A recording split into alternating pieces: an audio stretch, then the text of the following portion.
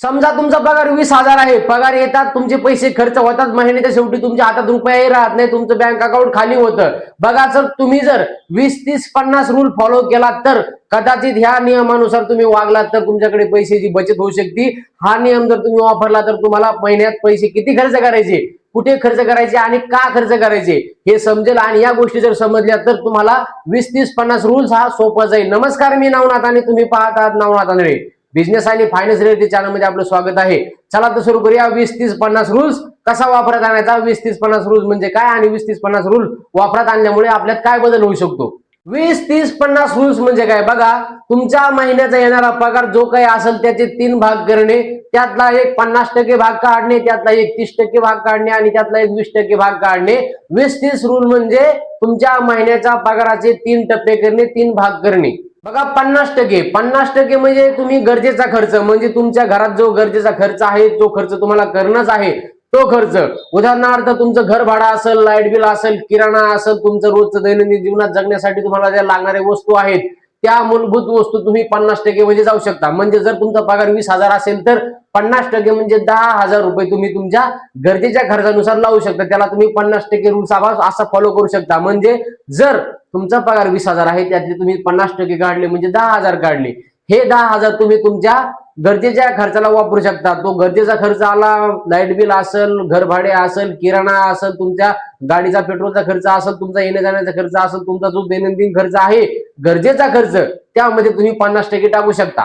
बघा, आता 30% भाग तुम्ही तुमच्या इच्छासाठी, तुमच्या लाईफस्टाईल साठी खर्च करू शकता.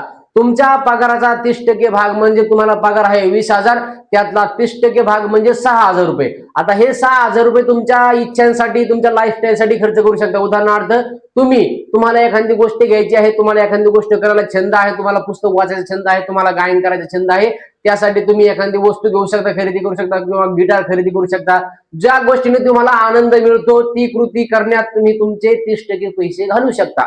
थोडक्यात म्हणजे तुम्हाला जर 20%, 30% तुमचा जो फायदा आहे, तुमचा 30% जे तुमचे पैसे आहेत ते पैसे तुम्हाला जो छंद आहे, तुम्हाला जी इच्छा होती, तुमची जी लाईफस्टाईल आहे त्यामध्ये तुम्ही खर्च करू शकता. उदाहरणार्थ तुम्हाला एखादा गायनाचा छंद असेल, त्यामध्ये तुम्हाला जर रनिंग करायचा छंद असेल, चांगले शूज घेऊ शकता, स्पोर्ट कपडे घेऊ शकता. तुम्हाला जर दुसऱ्या एखादा छंद असेल, तुम्हाला जर गाडी चालवायचा छंद असेल, त्यासाठी पेट्रोलसाठी तुम्ही पैसे राखू शकता.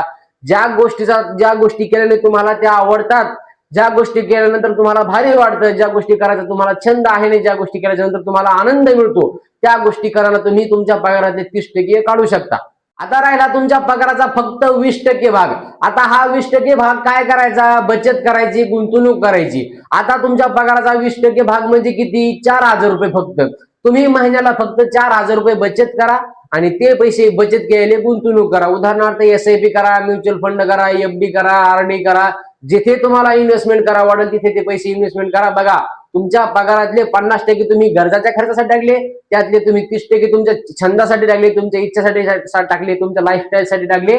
पण 20% तुमचे पैसे वाचले पाहिजे आणि 20% वाचलेले पैसे हे तुमच्या गरजासाठी असेल, तुमच्या बचतीसाठी असेल, तुम्ही गुंतवणुकीसाठी वापरायचे. त्यामध्ये गुंतवणूक तुम्ही SIP केली आहे, तुम्ही FD केली आहे, तुम्ही म्युच्युअल फंड मध्ये पैसा टाकला आहे, तुम्ही कशात ना कशात ते 20% पैसे वाचवू शकता. किंवा इमर्जन्सी फंड म्हणजे तुम्हाला येणाऱ्या काळात जर काही संकट आलं तर या पैशातून तुम्ही इमर्जन्सी फंड तयार करू शकता. हे 20% पैसे म्हणजे तुमच्या भविष्यासाठी असायला हवेत. हे 20% पैसे म्हणजे तुम्ही भविष्यात काय करणार आहे त्यासाठी असायला हवेत. हे 20% पैसे म्हणजे तुमच्या भविष्यात काय निधी आहे, भविष्यात तुमच्या काय कल्पना आहेत, भविष्यात तुमची उद्दिष्ट काय आहेत, यानुसार हे 20% पैसे तुम्हाला भविष्यात कामा आले पाहिजे. ही तुमची बचत आहे. ही तुमची बचत आहे म्हणजे ही तुमची इन्व्हेस्टमेंट आहे, ही तुमची गुंतवणूक आहे. ही तुमची गुंतवणूक आज तुम्हाला काहीच वाढणार नाही 20% पैसे, पण येणाऱ्या काळात ही रक्कम खूप मोठी असते. येणाऱ्या काळात तुम्हाला याच्यासाठी जागृत राहता आला पाहिजे की 20% रक्कम ही कमी आहे, पण भविष्यासाठी आपल्यासाठी ती खूप महत्वाची आहे. बघा मित्रांनो, 20% घेतले आपण, पण ही खूप महत्वाचा भाग आहे 20%. तुम्ही 50% घेतला तुमच्या खर्चांसाठी, गरजा, तुमच्या जे दैनंदिन गरजा आहेत त्यासाठी. 30% भाग घेतला तुमच्या इच्छांसाठी, तुमच्या छंदासाठी, तुमच्या आवडीसाठी. फक्त 20% तुम्हाला तुमच्या भविष्यासाठी राखायचे, फक्त 20% तुम्हाला तुमच्या येणाऱ्या काळासाठी, तुमच्या मुलाबाळासाठी, तुमच्या भविष्यात तुमचा इमर्जन्सी फंड, तुमच्या दुःखासुखासाठी तुम्हाला फक्त हे 20% पैसे ठेवायचे आहेत. फक्त हे 20% पैसे ठेवले तर भविष्यात तुम्हाला याचा फायदा होऊ शकतो. भविष्यात तुम्हाला याची निधी, भविष्यात तुम्हाला संकटाच्या काळी तुम्हाला इमर्जन्सी फंड म्हणून तुम्हाला भविष्यात काय करायचं आहे, भविष्यात तुमच्या लेकरबाळासाठी काय करायचं आहे, भविष्यात तुमच्या मुलासाठी काय करायचं आहे, हे 20% पैसे तुम्हाला तुमचं भविष्य घडू शकतात. बघा 20,000 पगाराचे तुम्ही संपूर्ण उदाहरणासहित बघितले कसे. 50% म्हणजे 10,000 रुपये तुम्ही काढले तुमच्या दैनंदिन खर्चासाठी, तुमच्या गरजेच्या खर्चासाठी, किराणा असेल, रूम भाडा असेल, लाईट बिल असेल, यासाठी. त्यानंतर तुम्ही 30% काढले तुमच्या लाईफस्टाईलसाठी, तुमच्या इच्छांसाठी, तुम्हाला आनंद देणाऱ्या गोष्टीसाठी ते काढले. तुमचे 30% म्हणजे किती, तुमचे 6,000 रुपये तुम्ही तुमच्या आनंद देणाऱ्या गोष्टीसाठी, तुमच्या इच्छासाठी, तुम्हाला मनोरंजन देणाऱ्या गोष्टीसाठी, तुम्हाला जगण्याला एक आधार देणाऱ्या गोष्टीसाठी तुम्ही त्याच्यातले 30% काढले, म्हणजे 6,000 रुपये काढले.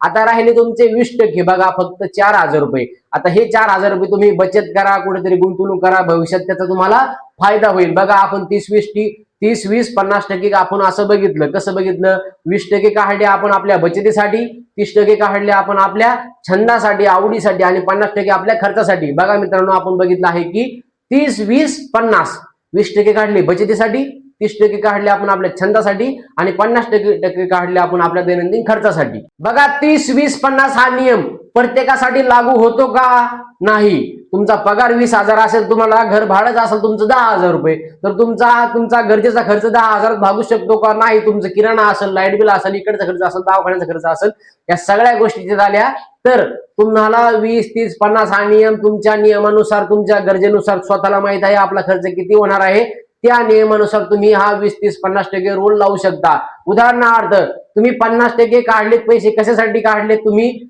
गरजेच्या खर्चासाठी, पण 50% म्हणजे 10,000 तुमचं जर भागत नसेल तर त्याच ठिकाणी तुम्ही त्या 10,000ला 12% करू शकता, म्हणजे 12,000 करू शकता. 60 ते 70% करू शकता तुम्ही, 12,000 करू शकता. आणि जो तुमचा खर्च आहे 30% तुमचा इच्छांचा, छंदांचा, तुम्हाला आवडी देणाऱ्या गोष्टीसाठी असतात, ते 30% कमी करा, 10% ठेवा. त्यातून तुम्ही 2,000 घ्या, आणि ते बाकीचे पैसे राहिले ते तुमच्या गरजेच्या खर्चासाठी ठेवा. आणि तुम्हाला जर अजून वाटलं पैसे कमी पडत असतात तर तुमचा जो 20% भाग आहे तो 10% करा. तो 10% राहिलेला भाग हा तुम्ही तुमच्या गुंतवणुकीसाठी, बचतीसाठी ठेवा. बघा मित्रांनो, 30-20-50 हा नियम प्रत्येकासाठी सारखा नसतो. प्रत्येकाला माहित आहे आपला खर्च अलग आहे, प्रत्येकाला माहित आहे येणाऱ्या काळात आपल्याला काय अडचण असू शकते, प्रत्येकाला माहिती आहे मी इथे हा पैसा खर्च करत आहे, हा माझी गरज आहे का, हा माझा इच्छा आहे का, हा माझा छंद आहे, काही गोष्टी खरंच मला गरजेची आहे का, मी टाइमपास म्हणून याच्यात पैसे घालत आहे, हे फक्त स्वतःला माहित असतं. त्यामुळे स्वतःचा खर्च स्वतःचा विचार करून करा. स्वतःचा 30-20-50 हा नियम स्वतःला सांगा की मला 50% पैसे खर्च होताल का, 60% होताल का, 70% होताल गरजांच्या वस्तूसाठी, म्हणजे तुम्हाला जगण्यासाठी ज्या गरजेवंत वस्तू आहेत त्यामध्ये माझ्या पगाराच्या किती टक्के खर्च माझा जाऊ शकतो हे फक्त स्वतःला मलाच माहित आहे. त्यानंतर राहिला आपण बघितला 30%. मित्रांनो, आपल्याला माहित असतं आपल्याला आनंद देणाऱ्या गोष्टी कोणत्या आहेत, त्यामध्ये आपण थोडी कमतरता करू शकतो का, थोडी मागं पुढे उलाढाल करू शकतो का, त्यामधूनही आपला 30% फंड न काढता आपण त्यातून 20% फंड करू आपल्या आवडी निवडीसाठी. आणि आपला 20% जर बचत होत नसेल, आपण पाहिलं आपण 20% बचतीसाठी, गुंतवणुकीसाठी काढले, पण त्यातूनही आपले होत नसतात तर आपण 10% आपल्या बचतीसाठी सूट गुंतवणुकीसाठी ठेवू. म्हणजे आपण जर 4,000 रुपये बचतीसाठी ठेवले असले तर त्यातले 2,000 रुपये आपण बचतीसाठी ठेवत. म्हणजे कसं, ज्याचा प्लॅन त्यालाच माहित असणारे 20-30-50% हा जो नियम आहे हा फक्त स्वतःला माहित असतं. त्यामुळे स्वतःचा अभ्यास करा, स्वतःला सांगा हे किती टक्के मी घेऊ शकतो, आणि त्यानुसार तुमचा स्वतःचा 20-30 प्लॅन हा तयार करा. बघा 20-30 प्लॅन साठी तुम्ही काय चुका करता. बघा, तुम्ही तुमचा 20-30% प्लॅन आला, तुमचा पगार आला की तुम्ही 20-30% काय करता, तुम्हाला माहित असते मला 30% खर्च करायचा आहे, तुम्ही आधी खर्च करता.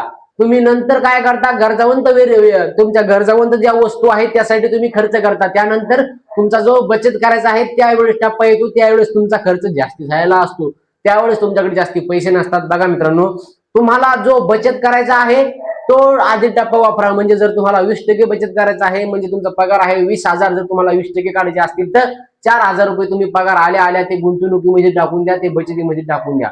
त्यानंतर तुमचा जो पगार आहे त्यातले 50% काढा, ते 50% कशासाठी काढायचे? तुम्हाला गरजावंत तुमच्या ज्या वस्तू घ्यायच्यात, तुम्हाला किराणा भरायचा आहे, तुम्हाला लाईट बिल भरायचे, तुम्हाला घर भाडे भरायचे, या गोष्टी आधी द्या. आणि उरलेल्या गोष्टीचा तुमच्या इच्छा आनंद देणाऱ्या गोष्टी असतील, तुमच्या लाईफस्टाईलच्या गोष्टी असतील, त्या सगळ्या गोष्टी तुम्ही विचार करा आणि मगच आनंदी गोष्टी तुमच्या या बघा. तुम्ही आधी काय करता? खर्च करता. आधी खर्च करू नका, आधी गुंतवणूक करा आणि मग बाकीच्या गोष्टीकडे लक्ष द्या. म्हणून आजपासून तुमचा पगार आला रे आला की तुम्ही त्याकडे खर्च करायचा म्हणून बघू नका.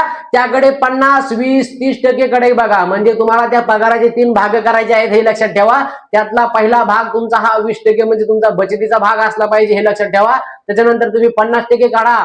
तो भाग कशासाठी? तुमच्या गरजावंत खर्चासाठी, तुमचा जो दैनंदिन खर्च आहे, तुम्हाला जगण्यासाठी जो खर्च लागत आहे त्या खर्चासाठी. आणि उरलेले पैसे मग तुमच्या लाईफस्टाईलसाठी असतील, तुमच्या इच्छांसाठी असतील, तुम्हाला आनंद देणाऱ्या गोष्टीसाठी असतील, त्याकडे लक्ष द्या. मित्रांनो, आजचा व्हिडिओ कसा वाटला कमेंट करून नक्की सांगा. आणि ज्या मित्राला ह्या व्हिडिओची गरज आहे त्या मित्राला हा व्हिडिओ पाठवा. जर व्हिडिओ आवडला असेल तर लाईक करा, शेअर करा, सबस्क्राईब करा. धन्यवाद. भेटूयात पुढच्या व्हिडिओमध्ये. तोपर्यंत पाहत राहा नवनाथ आंधळे.